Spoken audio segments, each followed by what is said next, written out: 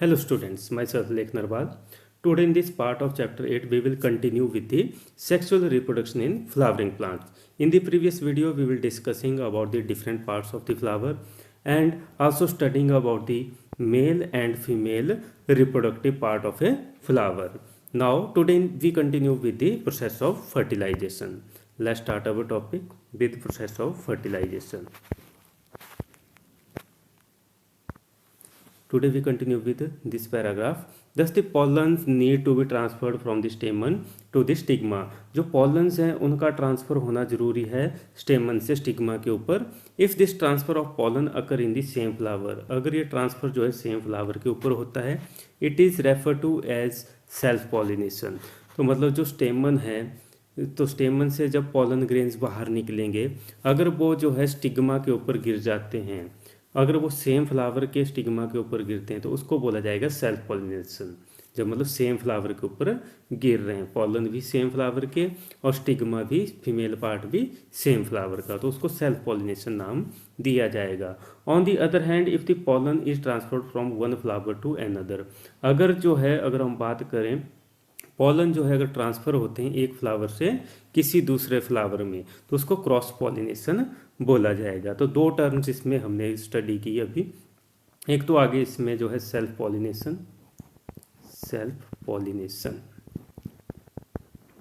और दूसरी बात की हमने क्रॉस पॉलिनेशन की. क्रॉस पॉलिनेशन, तो ये जो सेल्फ पॉलिनेशन है, जब सेम फ्लावर के जो है पॉलन ग्रेन जब सेम फ्लावर के स्टिग्मा के ऊपर ट्रांसफ़र हो जाएंगे तो तब उसको बोला जाएगा सेल्फ पॉलिनेशन. अगर जो है पॉलन ग्रेन्स जो हैं,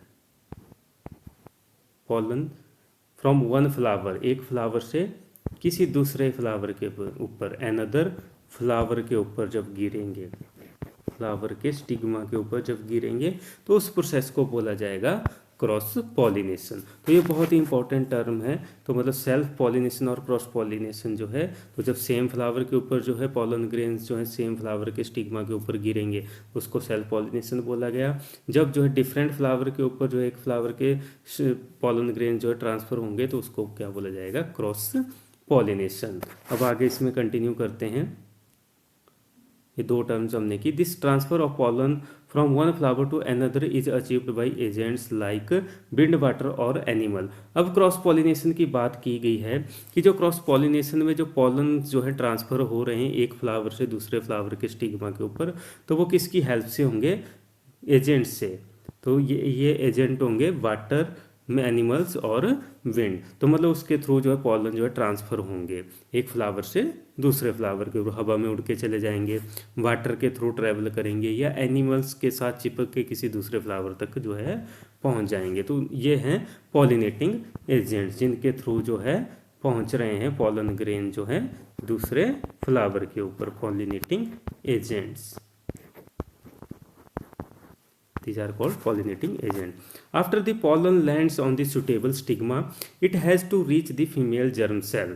जब pollen जो है लैंड करेगा सुटेबल स्टिग्मा के ऊपर, तो उसको पहुंचना होता है फीमेल जर्म सेल तक, जो कि ओवरी में होता है. तो मतलब जो स्टिग्मा के ऊपर जब ये यहाँ पर दिखा रखी है डायग्राम के अंदर, तो ये पॉलन ग्रेन इसके ऊपर यहाँ गिर गया, ठीक है. तो पॉलन ग्रेन जब इसके ऊपर गिर गया सुटेबल स्टिग्मा के ऊपर, ये स्टिग्मा है, और तो मतलब ये जो है यहाँ तक पहुँचना चाहिए जो है ओवरी के अंदर जो है फीमेल जर्म सेल जहाँ पर होता है, तो उसके अंदर एंटर होना चाहिए, तब जाके इसमें जो है फर्टिलाइजेशन कर पाएगा. अदरवाइज फर्टिलाइजेशन नहीं हो पाएगी मेल और फीमेल जर्म सेल्स की. After the pollen land on the suitable stigma, it has to reach the female germ cell which are in the ovary. तो ये फीमेल जर्म सेल्स होते हैं ओवरी में, वहाँ पर पॉलन्स को जो है पहुँचना होता है स्टिग्मा से होते हुए. फॉर दिस ये tube grow out of the pollen grain, और इसके लिए जो है पॉलन जो होता है उसमें से क्या होता है, पॉलन ग्रेन में से एक ट्यूब जो है ग्रो होती है, and travel through the style to reach the ovary, और ये स्टाइल से होते हुए ओवरी तक पहुँचती है, जैसे यहाँ पर दिखा रखा है इन्होंने डायग्राम के अंदर. तो ये जो है ये हमारे पास डायग्राम है, यहाँ पर हमें क्लियर दिख रही है. तो ये हो गया स्टिग्मा वाला पोर्शन, ये वाला, जैसे ये वाला जो दिखा रखा है ये है स्टिग्मा, इसके ऊपर ये पॉलन ग्रेन गिरा है। ठीक है, तो ये पॉलन ग्रेन इसके ऊपर जर्मिनेट हो जाएगा और एक पॉलन ट्यूब को बना दिया। ये भी पॉलन ट्यूब है और ये दूसरी वाली पॉलन ट्यूब है, तो ये पॉलन ट्यूब इसमें जो है जनरेट हो जाएगी। और ये पॉलन ट्यूब जो स्टाइल से होते हैं, ये वाला पोर्शन है इसका स्टाइल, ये वाला पोर्शन जो है ये होता है स्टाइल इसका। तो स्टाइल से होते हुए ये जो है नीचे एंटर कर जाएगा ओवरी के अंदर, और ओवरी में से ये पास आउट होते हुए अंदर क्रॉस करते हुए ये पहुंच जाएगा फीमेल जर्म सेल तक। इस तरीके से ये जो है एंटर होता है फीमेल जर्म सेल के अंदर जो है पॉलन ट्यूब, और पॉलन ट्यूब के अंदर होते हैं मेल जर्म सेल्स, ये दिखा रखे हैं इसके अंदर। अगर हम इस डायग्राम को थोड़ा और बड़ा करके देखें तो इसमें हमें ये जो है दिखाई दे जाएंगे। तो ये हमारे पास यहाँ पर दिखा रखे हैं इन्होंने, ये है मेल जर्म सेल जो इस पॉलन ग्रेन के अंदर होते हैं। तो ये फिर जो है ट्रैवल होते हुए फिर पहुँच जाएंगे ओवरी तक, यहाँ ओवरी तक, और पॉलन ट्यूब ओवरी में से एंटर होते हुए फिर फीमेल जर्म सेल्स तक पहुँच जाता है। यहाँ पर ये फीमेल जर्म सेल को दिखा रखा है, यहाँ पर ये एंटर कर जाएगा और यहाँ पर इनका मेल और फीमेल जर्म सेल का फिर फ्यूजन हो जाएगा। इस तरीके से ये जो प्रोसेस जो है फर्टिलाइजेशन की फ्लावरिंग प्लांट्स के अंदर जो है काम करती है। अब कंटिन्यू करते हैं हम अपने जो है पैराग्राफ से। यहाँ तक हमने कर लिया कि पॉलन ग्रेन जो है ट्रैवल करेंगे स्टाइल से होते हुए जो है पॉलन ट्यूब की हेल्प से ओवरी तक पहुँच जाएंगे। आफ्टर फर्टिलाइजेशन दी जाइगोट डिवाइड सेवरल टाइम, और फिर यहाँ पर इनकी जो है फर्टिलाइजेशन हो जाएगी जब ये अंदर ओवरी के अंदर एंटर हो जाएंगे और मेल और फीमेल जर्म सेल आपस में फ्यूज हो जाएंगे। After the fertilization the zygote divide several time to form an embryo, तो फर्टिलाइजेशन के बाद जाइगोट जो है सेवरल टाइम बहुत बार ये डिवाइड होगा और क्या बनाएगा, एक एम्ब्रियो को बनाएगा ओव्यूल के अंदर ही। The ovule develop a tough coat and is gradually converted into seed, तो ओव्यूल जो होता है वो डेवलप करेगा अपना एक टफ कोट, और ये जो है किसके अंदर कन्वर्ट हो जाएगा, एक सीड के अंदर कन्वर्ट हो जाता है।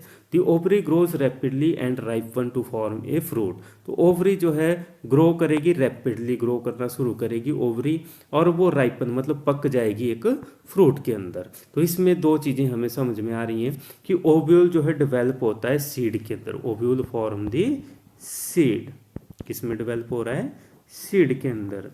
ठीक है, और जो हमारे पास ओवरी होती है, ये है ओवरी इसकी, तो ओवरी क्या बनाती है, ये बनाती है फ्रूट। ओवरी क्या बनाएगी, फ्रूट को फॉर्म करेगी। ओव्यूल बनाता है सीड को और ओवरी बनाती है फ्रूट को किसी भी फ्लावरिंग प्लांट के अंदर फर्टिलाइजेशन के रिजल्ट में। Meanwhile the petal sepal स्टेमन style and stigma में भी श्रिवल एंड फॉल ऑफ, तो इसके बाद जब ये फर्टिलाइजेशन हो गई, सीड बनना शुरू हो गया और फ्रूट बनना शुरू हो गया, तो उसके बाद जो है पेटल जो होंगी, सेपल जो होंगी, स्टेमन और स्टाइल के जो अदर पार्ट होंगे स्टिग्मा, तो वो क्या हो जाएंगे, श्रिवल ऑफ मतलब ख़त्म हो जाएंगे, गिर जाएंगे, तो मतलब वो ख़त्म हो जाएंगे उसके बाद। Have you ever observe any flower part still persisting in the fruit, क्या आपने जो है देखा है कोई भी फ्लावर का पार्ट जो स्टिल परसिस्ट करता रहता है फ्रूट के साथ। तो ऐसा देखा होगा बहुत सारे फ्रूट के अंदर, जैसे टोमेटो इसका एग्जांपल है, तो टोमेटो के नीचे जो है उसकी जो है सेपल्स जो हैं जुड़ी रहती हैं, हरे हरे कलर का जो होता है टमाटर के साथ जुड़ा हुआ रहता है कई बार, तो वो सेपल्स हैं, वो मतलब फर्टिलाइजेशन के बाद जो फ्रूट बन गया तो उस दौरान भी उसमें जो है जुड़े रहते हैं। Try and work out the advantage of seed formation for the plant, और ये कोशिश करनी है जानने की क्या एडवांटेज होती हैं सीड फॉर्मेशन की। तो ये सभी को जनरली पता ही है कि सीड से नया प्लांट तैयार होता है जब फेवरेबल कंडीशन जो है मिलती हैं उसको। The seed contain the future plant और embryo which develop into the seedling, तो इसका आंसर भी साथ में दे रखा है कि सीड जो है कंटेन करता है फ्यूचर प्लांट को और एम्ब्रियो को, फ्यूचर प्लांट बोल दो या एम्ब्रियो बोल दो, एम्ब्रियो उसके अंदर पाया जाता है सीड के अंदर जो कि एक नया प्लांट बनाता है। विच डेवलप इनटू अ सीडलिंग, और ये सीडलिंग के अंदर डेवलप होता है जब उसको अप्रोप्रिएट कंडीशंस मिलेंगी, जब अप्रोप्रिएट कंडीशन मिलेगी और जब वो सीड जो है उसका एम्ब्रियो जो है एक नए सीडलिंग के अंदर डेवलप हो जाएगा नए प्लांट के अंदर, तो उस प्रोसेस को क्या बोला जाता है, जर्मिनेशन बोला जाता है। तो उस प्रोसेस का क्या नाम है, germination. When seed start developing into a seedling, this process is known as germination. अब आगे है इसमें एक्टिविटी 8.7 बताई गई है। सो के few seeds of the Bengal gram चना। तो बेंगल ग्राम, इनको चना भी बोलते हैं, तो मतलब बेंगल ग्राम के कुछ सीड्स लेने हैं और उनको जो है पानी में भिगोना है। कीप देम ओवरनाइट, उसको पूरी रात भर रखना है। Drain the excess water and cover the seed with a wet cloth. तो मतलब जो एक्सेस वाटर होगा उसको जो है बाहर निकाल देना और कवर कर देना है सीड्स को एक वेट क्लॉथ की हेल्प से। जो भीगा हुआ पानी जो है कपड़ा लेना है पानी के अंदर डुबो के, तो उसको फिर जो है उसके ऊपर उनको रखना है। And leave them for a day, और उनको एक दिन के लिए रख देना है। तो ये प्रोसेस है, इसके अंदर पानी निकाला, एक रात के लिए उनको पहले भिगोना है, उसके बाद फिर पानी उसका निकाल के फिर उनको एक भीगे हुए कपड़े के ऊपर रख देना है उन चने के सीड्स को, और एक पूरा दिन भर उनको जो है उसके ऊपर रखना है। Make sure that the seeds do not become dry, और ये ध्यान रखना है उस कपड़े को जो है हमने गीला ही रखना है कि वो सीड्स जो है सूख ना जाएं। अगर वो सीड्स सूख हो गए तो उसमें फिर जर्मिनेशन नहीं हो पाएगी। Cut open the seed carefully and observe the different parts. उसके बाद उन सीड्स को लेना है और जो है उनको कट करना है और ध्यान से उनके जो है पार्ट्स को देखना है, जैसा कि डायग्राम फिगर 8.9 के अंदर बता रखा है। Compare your observation with the figure 8.9 and C if you can identify all parts. तो मतलब जिस तरीके के पार्ट इसमें दिखा रखे हैं उनको आइडेंटिफाई करने की कोशिश करनी है। तो ये कॉमनली देखा भी होगा आप लोगों ने घर में। तो ये दिखा रखी है डायग्राम यहाँ पर। तो जब हम इसको काटेंगे, जैसे सीड्स को हमने भिगो के रखा था और दिन में उसको जो है एक दिन के लिए उसको गीले कपड़े के अंदर रखा, तो उसको जब हम काटेंगे तो उसमें हमें इस तरीके के दो कॉटिलिडन, एक इस साइड एक दूसरी साइड, हमें लेफ्ट और राइट साइड में हमें ये देखने को मिलेंगे। इनको बोलेंगे कॉटिलिडन्स। और इन कॉटिलिडन्स में जो है फूड स्टोर होता है, तो इनको फूड स्टोर भी बोला जाता है। तो ये हो गया लेफ्ट साइड का, ये हो गया हमारे लेफ्ट का कॉटिलिडन और ये राइट का कॉटिलिडन। और ये जो है इनके बीच में जो स्ट्रक्चर दिखा रखा है उसको यहाँ पर जो है अलग से मैग्नीफाई करके दिखा रखा है, तो इसको बोलते हैं प्लूम्यूल और रेडिकल। तो ये ऊपर वाला पोर्शन जो है ये वाला, ये आ गया इसका प्लूम्यूल और नीचे वाला है इसका रेडिकल। प्लूम्यूल जो होता है इससे फ्यूचर सूट बनती है, जो सूट निकलती है प्लांट की, तो वो जो है प्लूम्यूल से डेवलप होती है। और जो रूट डेवलप होती है वो होती है रेडिकल से डेवलप। इसको फ्यूचर रूट भी जो है बोला जाता है रेडिकल को। तो इस तरीके से जर्मिनेट करता है एक सीड जो है, और इस तरीके से उसमें जो है रूट और स्टेम्स जो है बनती हैं।